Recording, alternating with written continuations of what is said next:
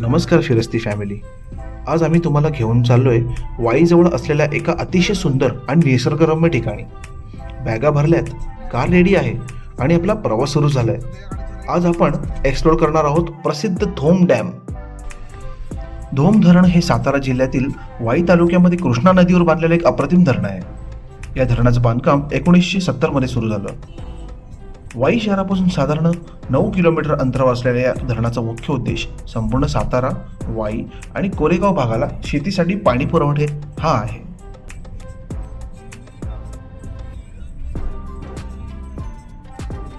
आणखी एक भन्नाट फॅक्ट म्हणजे या धरणाचा जलाशय लक्ष्मणसागर या नावाने ओळखला जातो. या जलाशयाची पाणी साठवणूक क्षमता तब्बल 14 TMC इतकी आहे, जी या संपूर्ण परिसराला नेहमी हिरवगार ठेवते.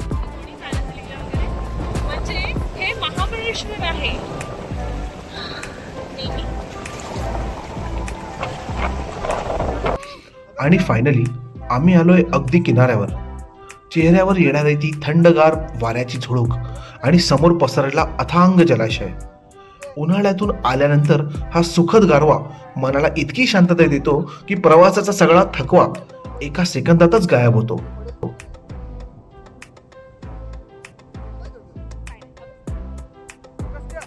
हा पहा इथला विस्तीर्ण पार्किंगचा परिसर.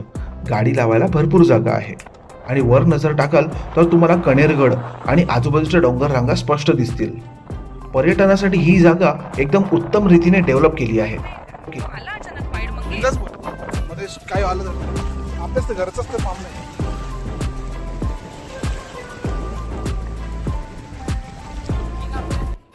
चला तर मग आता आपण प्रत्यक्ष पाण्याच्या दिशेने जाऊया.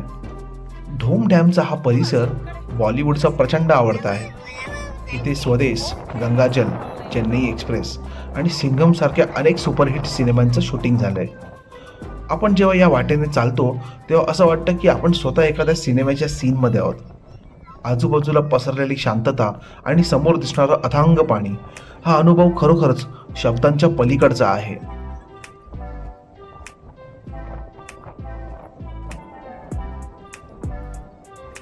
फक्त पाणीच नाही तर विकेंडला मुलांसाठी जे ट्रॅम्पोलिंग सारख्या अनेक मजेशीर ऍक्टिव्हिटीचे स्टॉल सुद्धा असतात. अगोदर इथे येऊन एकदम जम्पिंग जपाक मूड मध्ये आलाय. मुलांना गुंतवून ठेवण्यासाठी ही जागा एकदम परफेक्ट आहे.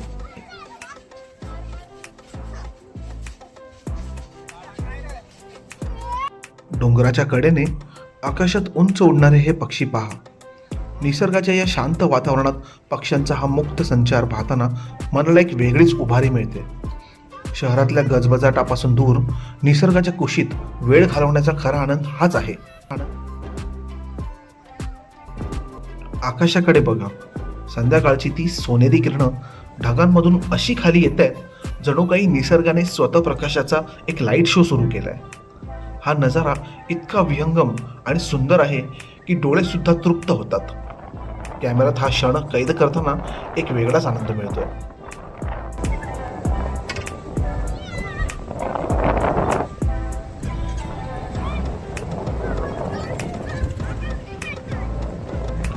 विज्ञानाच्या भाषेत याला क्रेप्स्क्युलर रेज किंवा गॉड रेज म्हणतात. जेव्हा सूर्यप्रकाश ढगांमधील बारीक फटींमधून किंवा हवेतील धुलीकणांवरून परावर्तित होतो तेव्हा हा अप्रतिम शानदार थरार आपल्याला पाहायलाच मिळतो.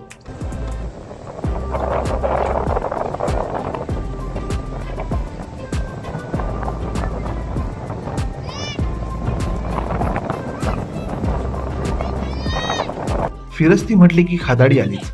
विकेंडला इथे आजूबाजूला असे मस्त बर्फाचे गोळे आणि खाण्याचे स्टॉल्स लागतात. धरणाच्या थंड हवेत असा गारेगार गोळा खाण्याची मजा काही वेगळीच असते. स्माईल.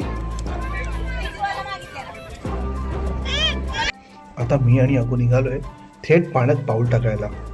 किनाऱ्यावरचं पाणी खूपच संथ आणि थंडगार आहे.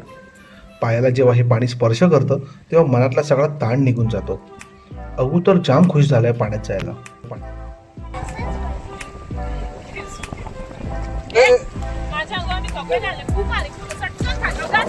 पटका दे ना. अगो एक काम करतो, खेकडा. लहान मुलं पाण्यात खेळताना खूप आनंद घेतात, पण पालक म्हणून एक महत्त्वाची जबाबदारी आपण विसरता कामा नये. मुलं पाण्यात असताना नेहमी त्यांच्या सोबत राहा. त्यांना असिस्ट करा.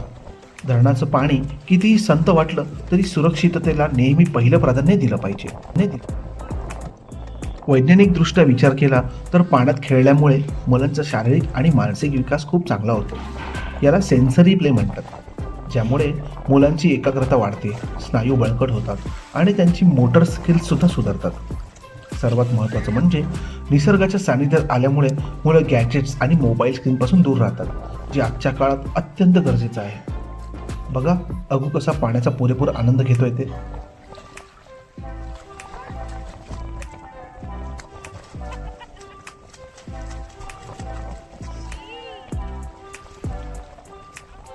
तुला असं जास्त एवढं निसर्गामध्ये आल्यानंतर मला वाटतं आपण आणखी होतो आपल्या हिरवळीशी, आपल्या पाण्याशी, डोंगर, नद्या, सगळ्या नॅचरल ठिकाणाशी. आणि मला वाटतं आपण एक्सप्लोअर जेव्हा करतो तेव्हा आपण आणखीन होत आम्ही आलो इकडे सातारा शहरामध्ये. आपल्याकडे वाई नावाचं गाव आहे आणि तिथेच एक भरवट डॅम म्हणून आहे. त्या ठिकाणी त्या लोकेशनला आपण आलो आहे. तर आपण तिथे बघू शकतो तुम्ही सगळे ते खूप सुंदर असं डॅमचं आहे आणि हा वाईमध्ये प्रसिद्ध आहे. आणि यालाच याचं लोकेशन जर टाकायचं म्हटलं तर सह्याद्री बोट क्लब म्हणून तुम्ही टाकू शकता आणि तुम्ही इथे येऊ शकता. त्या ठिकाणी ही जागा मला वाटतं अनभिज्ञ होती, पण आता रिसेंटली काही वर्षांमध्ये ही जागा खूपच फेमस झालेली आहे. यामध्ये त्यांनी बऱ्यापैकी काय म्हणतात लहान मुलांचं खेळण्यासाठी जे काही गेम्स असतात, फॉर एक्झाम्पल ट्रॅम्पोलिन आहे, त्यानंतर त्यांनी छोटे छोटे ट्रक्स असतात त्याच्याने तयार केलेली त्यांनी एक झुकझुक गाडी लहान मुलांसाठी त्यांना आवडते तशी झुकझुक गाडी तयार केलेली आहे. त्यानंतर इथे घोडासुद्धा बघू शकता तुम्ही, घोड्याची सफर तुम्हाला मिळेल. त्यानंतर उंटाची सफरसुद्धा इथे मिळेल. उंट बघा त्या साईडला तिकडे उंट सफरसुद्धा तुम्हाला दिसत असेल मागच्या बाजूला. त्यानंतर इथे बैलगाडी राईडसुद्धा आहे. त्यानंतर एक गाडी आहे जी आपल्या बीचेसवर वगैरे आपल्याला दिसते बऱ्यापैकी, ती गाडीसुद्धा सफर तुम्हाला तिथे दिसेल. तर अशा पैकी सुंदरशा ठिकाणी आपण इथे आज आलेलो आहे. याआधी पण आम्ही इथे आलो आहे.